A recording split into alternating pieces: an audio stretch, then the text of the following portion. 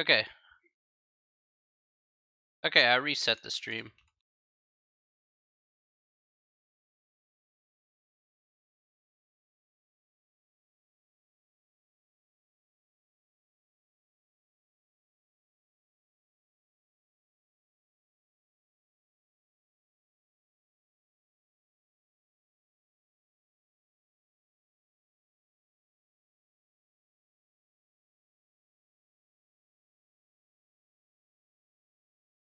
Yeah, I'm not sure what caused the flicker there. That was weird.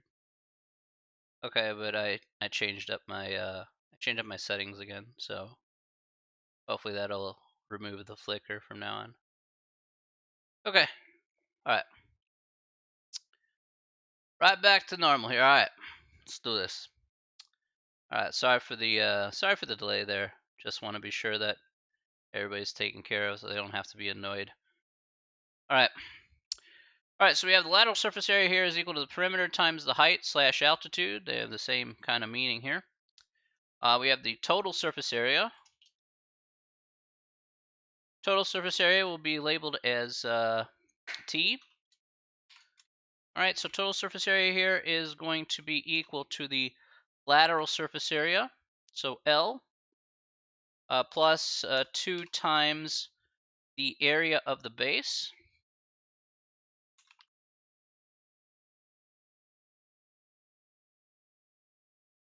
All right, which is going to be A. And then finally we have volume here. And we have volume here is equal to area times the height. Okay, so area of that base times the height will be the volume of the particular figure. Okay, so we did talk about area of a base, like for example in a trapezoidal case, or again with a rectangular base, or whatever the case may be. Again, we've talked about perimeter before as well. Okay, so that shouldn't be too hard to figure out. All right, so let's, again, we may need to do some conversions here if necessary in some of these problems, but let's go ahead and use this simple premise here of our lateral surface area or total surface area volume, whatever the case may be, and let's use it in particular examples, okay? So that's going to be our goal here today.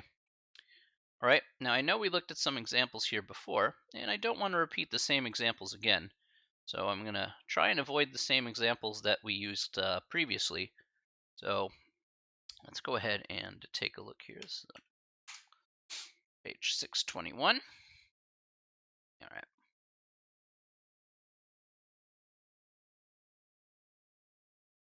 I remember we did the swimming pool problem, so I'm not going to do that one again. And I know we did this metalworking problem, so I don't want to do that one again either. So I'm going to pick 2 different ones here this time. Okay, let's try. Oh, okay, that one's actually pretty good. So let's go ahead and take a look here at number 17. Let's look at 17 here. All right, 17 is a construction type of problem here. Okay, so something nice and simple to work with. A construction worker needs to pour a rectangular slab 28 feet long, 16 feet wide, and 6 inches thick. How many cubic yards of concrete does the worker need? Round to the nearest tenth. Okay. So, what should we do first here? What are we trying to find here in this case?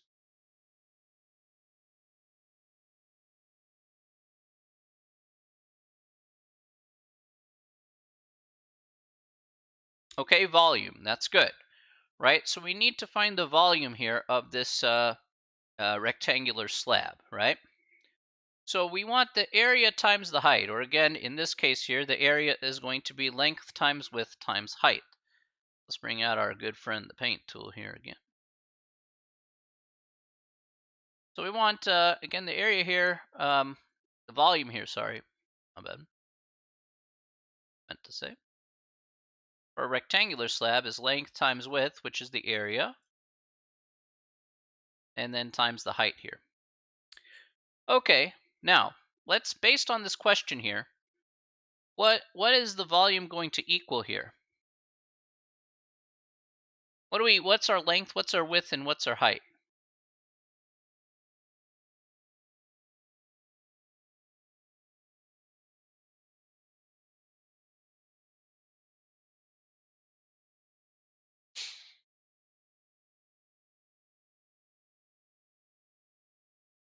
What's our length, what's our width, and what's our height?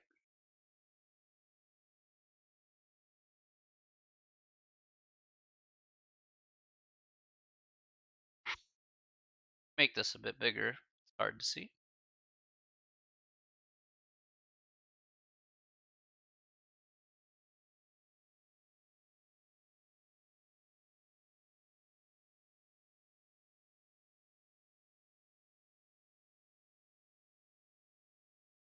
What is our length, what is our width, and what is our height?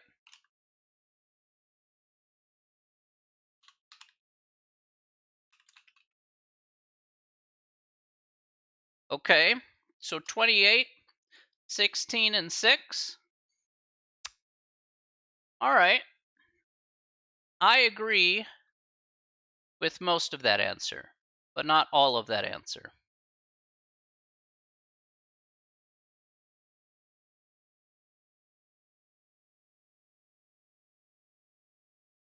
I agree with most of that answer, but not all of that answer.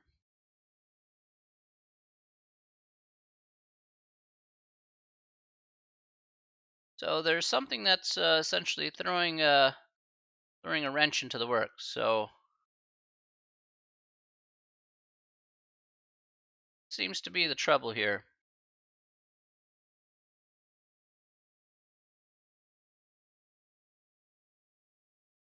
Okay, that's correct. So notice here, we have to be very careful about units. This says it's 6 inches thick, not 6 feet thick. So one of the things in these problems here is we have to watch out for units. So, okay, watch out for units. So here we actually have, again, 28, 16, and 0.5 instead.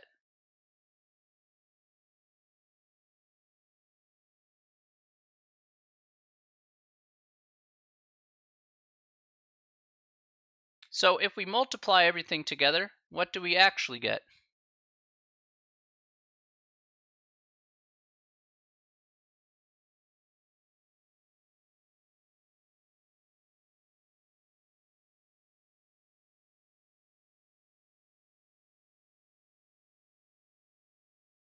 All right, 224. All right, that's fine. So we have 224 what? What's our units here?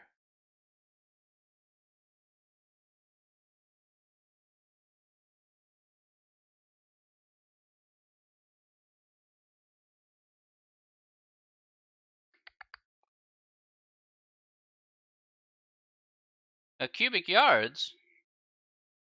So this is 224 cubic yards?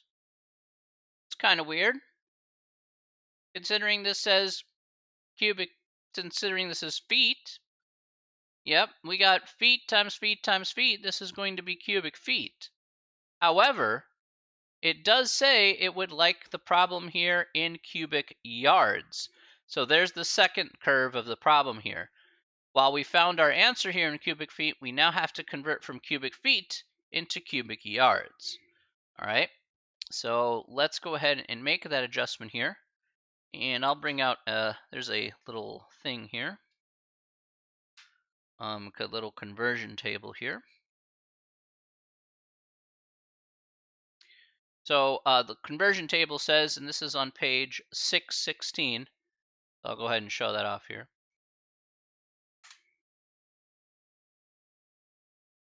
So there's a little table here on the bottom. 1 cubic yard is equal to 27 cubic feet. Okay, so 1 cubic yard equals 27 cubic feet.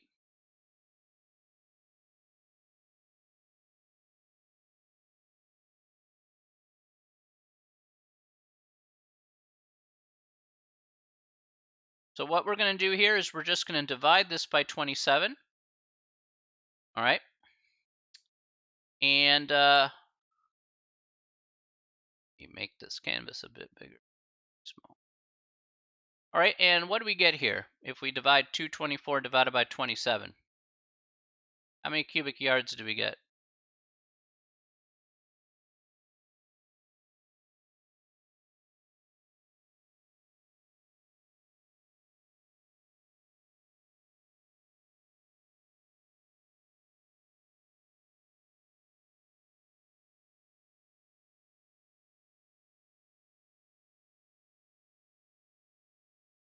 Two 24 divided by 27 is? Yeah, I'm not going to do this on my own. You guys got to participate too. So I'll wait.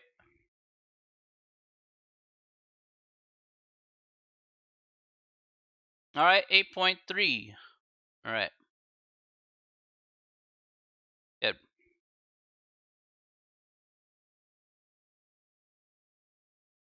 Diego, Towel, are you guys there? I hope you guys are there.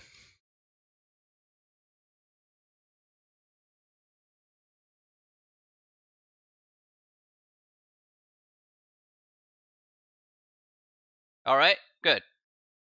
Guys, I haven't heard you guys say anything, so I know you're very sleepy, but I'm trying to get you guys to say something. I know I don't expect participation all the time, but, you know.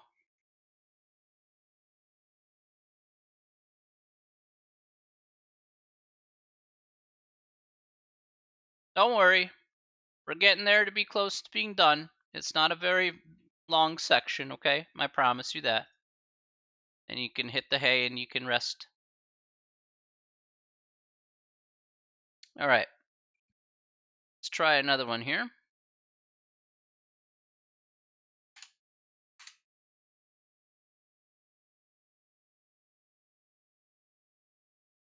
I know not all math is very exciting, but sometimes we got to do the things we got to do.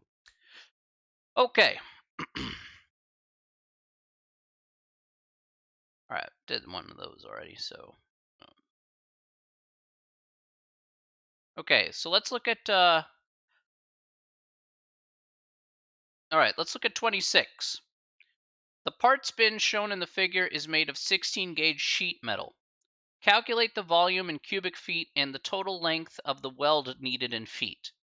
So here is the box in question, number 26. We have dimensions here for this rectangular box being 1 foot, again 2.5 feet long and 6 inches high. Is oh, I have background music playing. Oh, can you not hear it? Oh, maybe I put it on mute. Check. Oh, there we go. Sorry. I thought it was on, but I forgot to. I had to put it on mute for something else earlier. So there you go. Some background music. Sorry about that. My bad.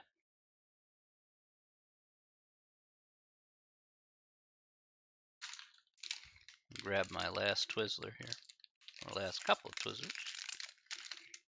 Yep.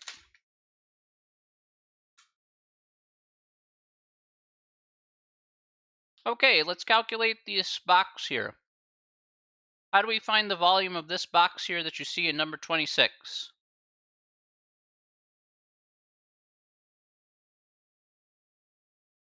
Me too, I haven't had these in a while. It's been ages since I last had Twizzlers. So how do we find the volume of this box for number 26 that you see there on the left?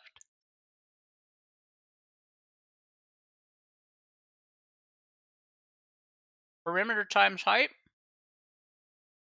for the volume of the box?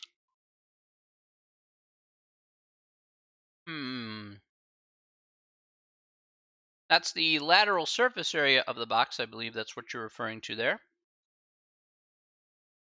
But we want the volume of the box here. Okay? So what's the area of the base of this box?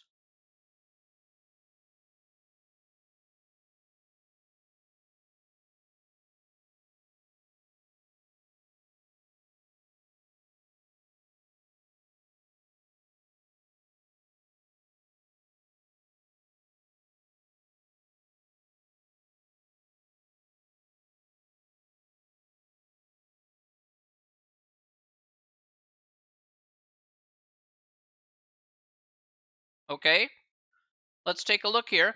We have length times width times height. That's the area of the box here.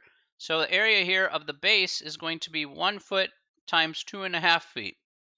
That's the base of the box there. All right. So if we look at this here carefully,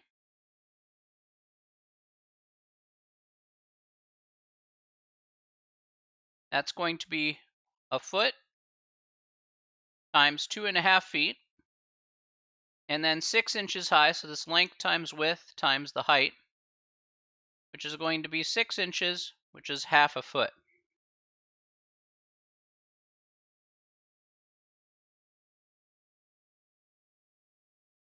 All right, can anybody tell me what we get here?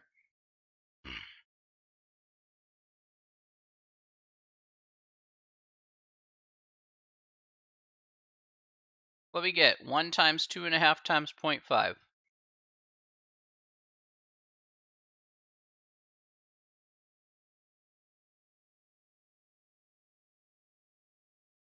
Okay, good.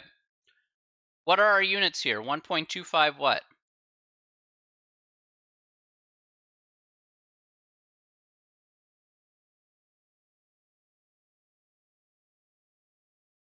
What are our units here in this case? Since they're all in feet.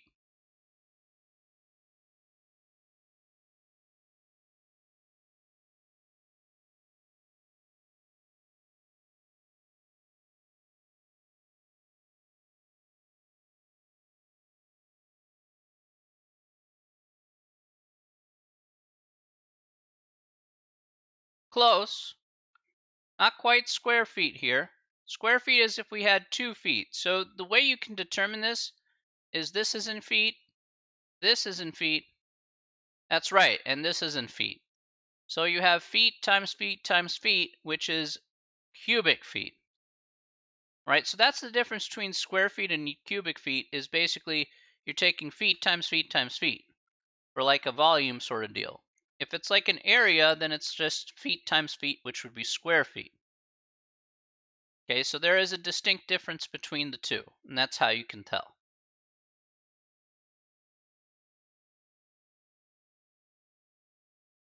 Okay, now there is a second part to this problem here, besides the volume. It says find the total length of the weld needed in feet. Find the total length of the weld needed in feet. Now, if you run into this question here, the total length of the weld is not too hard to actually figure out. Again, all you need to do is take a look at the box itself in the picture. Again, you have an open top box here, so you don't need a weld up for the top of the box. You just need the weld for the corners of the box, as you see here. All right, and you just need a weld for the bottom of the box here for all the corners. So you'll have the corners specifically, all 4 corners will be welded, going up to 6 inches. And then the length, all the perimeter inside the box will need a weld. So what you'll have here is you'll have 1 foot plus another foot for its respective side, 2.5 feet plus 2.5 feet for their respective sides. That's this 2.5 feet and this 2.5 feet for another weld. And then you will need 4 of these 6-inch welds here. So we'll have 4 times 0.5 for the 4 welds to get the corners put together. Putting that together, we get 2 plus 5 plus 2. So we're going to have 9 feet worth of welds. Okay, so if you run into a problem like that, that's how you can basically figure out that you'll have 9 feet worth of welds based on the dimensions of the box that you see there.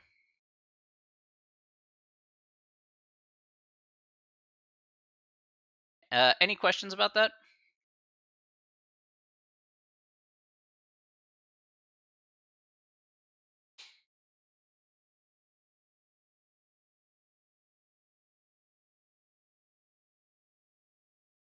Nope. Okay, got it. Perfect. Perfect. Okay.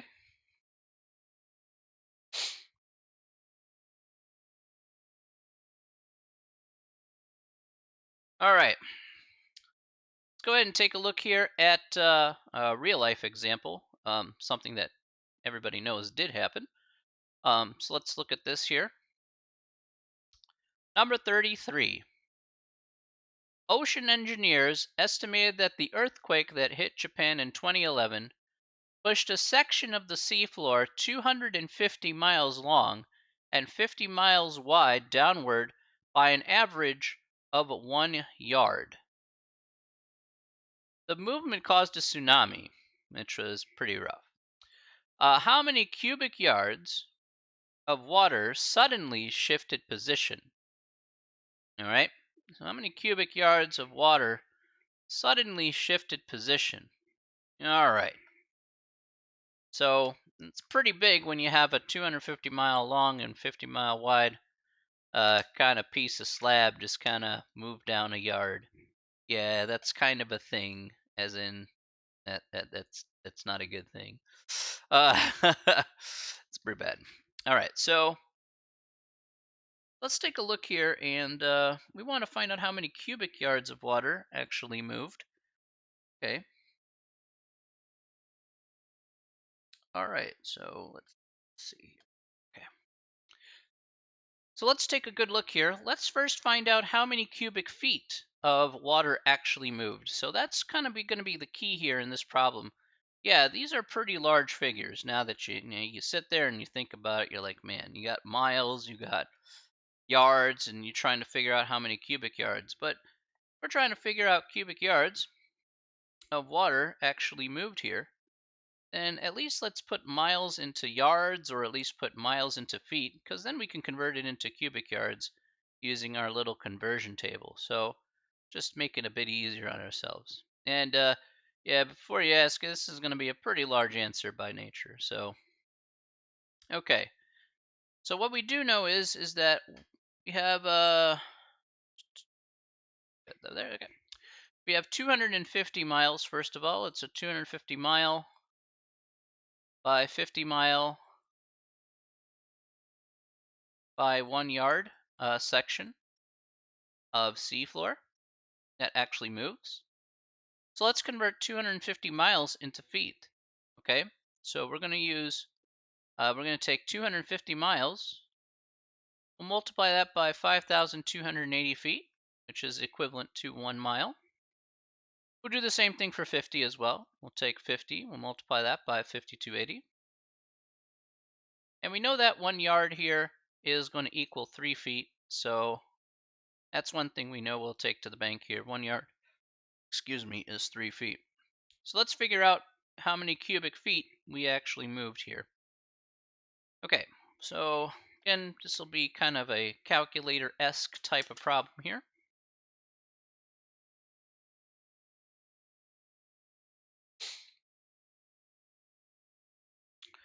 So here we get 1,320,000 for the first one. We get 264,000 for the next one. And we'll multiply that by 3. Can anybody give me an answer for this? See if we're getting a pretty big answer, so.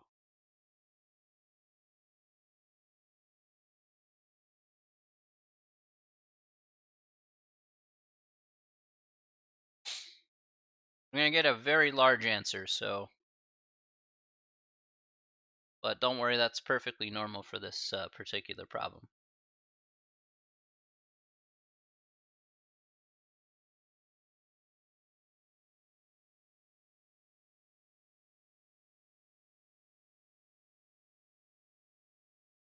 $4.752 million? Got a pretty big number here.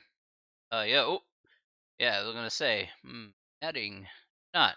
Gotta multiply everything. You're gonna get a really large number here with like an E in it.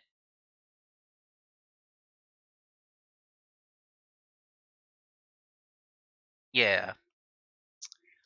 All right. So let's go ahead and put that down here. And like I said, that's perfectly normal to have that. I'll describe what that E means on your calculator here. As you, if you run into really large figures, it kind of consolidates numbers down. So Well, you'll see this on your calculator. Now, this blocky letter E that you see on your calculator, or maybe letter E, maybe it's a lowercase letter e, whatever it shows up on your calculator here, this is basically another way to write scientific notation for the calculator. So basically what the calculator is telling you here in this case, and I want to be a little bit more specific about, kind of the calculator's way of just saying things, is this is basically 1.04544 times 10 to the 12th power. Okay, so that's what that little e means, is that times 10 to the, and then the power here of 12. So it's like moving this decimal point over 12 spots to the right. All right, now it's a pretty large number here. Okay, so you can write it all out if you want, and it's going to be a super big number. Okay, or again, let's at least take stock in what we have here. This is in cubic feet. So this is the cubic feet of ocean that had actually moved here due to the earthquake.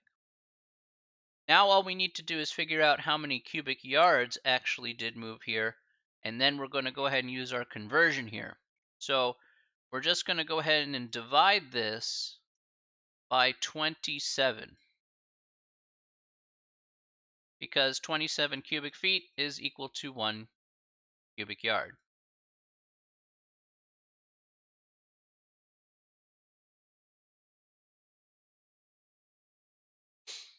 Okay, and so if we divide that answer you see on your calculator by 27, what do we get there? We'll get another pretty large number here, so don't be surprised. Write that more off to the right.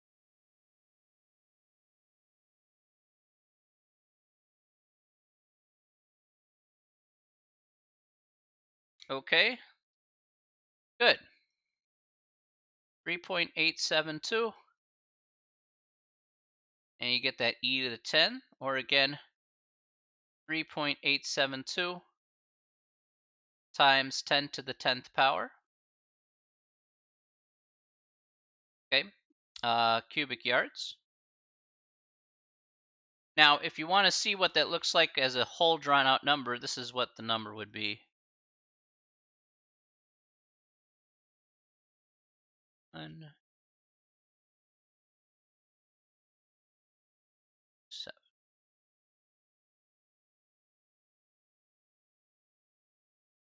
So in this case here, it would be 38,720,000,000 cubic yards of ocean floor actually ended up moving due to the earthquake.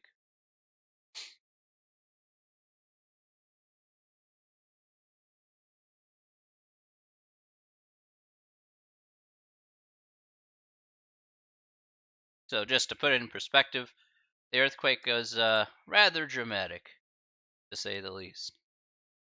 And probably by now you've seen videos of the tsunami there.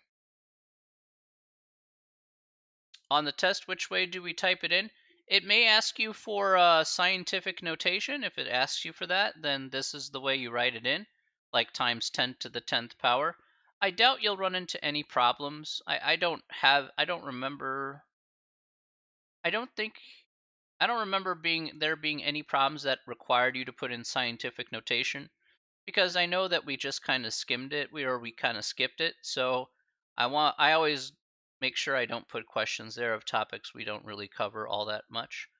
All right, this is just more of an unusual problem where it's like, it was applicable here. But yeah, rest assured the test there, you're not going to run into this situation at all. I made sure that only things that we've covered here, that are relevant are the things that you'll see on the test and the final. So it should be a fair test, and it's not right that I put expectations on you that we haven't really talked about. That's why I'm just clarifying what E10 means, or times 10 to the 10th means, or something like that, because that's something you haven't seen before. That's something we really haven't talked about too much before. So, things like that is fairly important.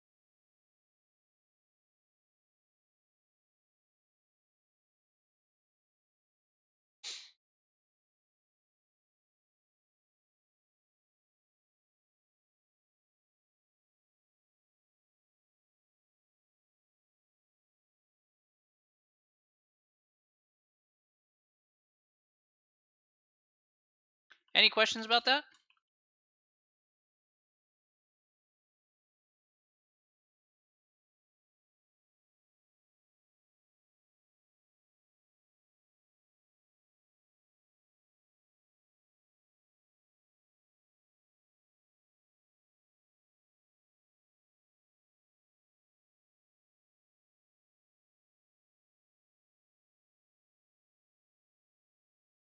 No? Okay. So that, for the most part, is what I wanted to kind of fill in the blanks about from last time. All right. And that should be okay. All right. Good stuff. That is the end of section 9.1, talking about prisms. All right. Any more questions you guys have?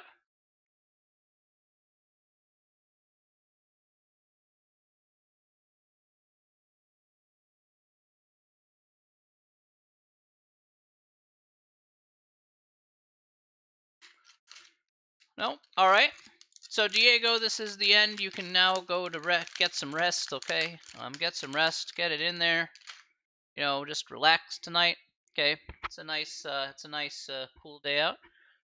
Same with to you guys, Ivan and Tal as well.